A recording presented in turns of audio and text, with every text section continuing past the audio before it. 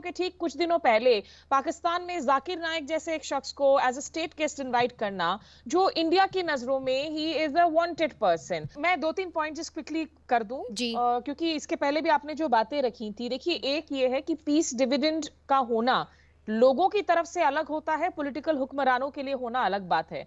अभी की जो सरकार है, अगर वो पाकिस्तान में टेररिज्म का मुद्दा बना रही है, there is nothing for them to lose within India.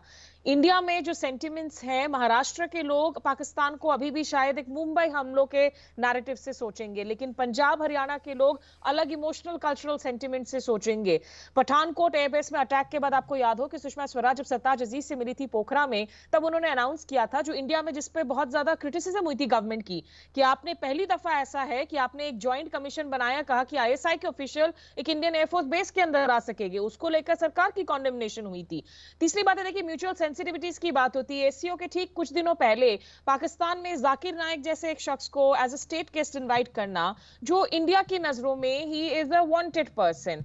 तो माहौल ऑप्टिक्स, मुझे लगता है कि हर तरफ से people need to respect each other. और जाकिर राइट। नाइक से तो Pakistani friends themselves are saying कि उन्हें आप डिपोर्ट कर दो, उनको स्टेट गेस्ट बना स्पेशली के द क्या हासिल women, हुआ। especially the या women for women। his anti women comments। मगर तो so let me take this forward। Suhasini साहिबा, जो बात स्मिता ने भी की, बट मसूद खान साहब ये कहते हैं कि देखिए 2019 के बाद तो हिंदुस्तान की सरजमीन में कोई बड़ा अटैक नहीं हुआ, तो then why not talk, why not resume diplomatic ties?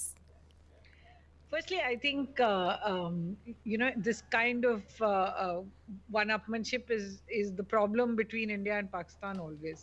कि आप अगर एक लिस्ट निकाल लें और हम एक लिस्ट निकाल लें, तो हमारे बीच में कोई ताल्लुक नहीं होंगे, और जैसे हमारे ममालिक हैं वैसे ही होगा कि आएंगे शायद एक मल्टीलैटरल मीटिंग में और फिर कुछ कहकर कुछ कहे बिना चले जाएंगे।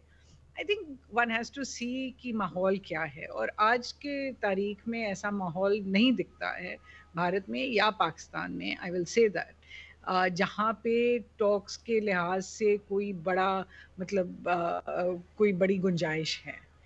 ये ज़रूर है कि अब 5 साल हो चुके हैं 2019 के बाद, and I am not in agreement with Masood Khan साहब व्हेन ही सेज कि दहशतगर्दी बिल्कुल बंद हो गई है जम्मू कश्मीर में। बहरहाल हमने देखे हैं अटैक्स बहुत सारे आर्मी पर्सनल पे, मेरे पास अभी नंबर्स नहीं हैं, लेकिन काफ़ी सारे अटैक्स ऐसे हुए हैं जहां आर्मी पर्सनल को टारगेट किया गया है।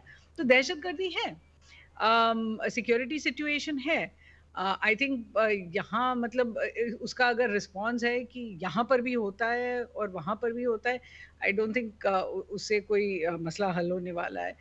सेकेंडली मैं ज़रूर कहूँगी कि अगर आप देखना चाहते हैं कि किसी तरह से हम इससे निकल जी। के आगे जाना चाहें, तो जी। हमें पहले तो किसी जगह पे पहुंचना पड़ेगा जहां से हम आए हैं ना।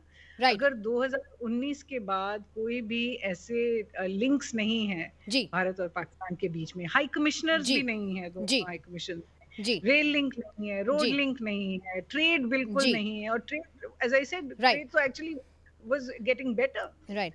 देन आई थिंक वहां पे हमें कहीं तो पहल करनी पड़ेगी, राइट। लेकिन वहां पे आसानी से पहल हो सकती है क्योंकि वो चीज तब चल रही थी जब और कुछ नहीं चल रहा था। अच्छा, ये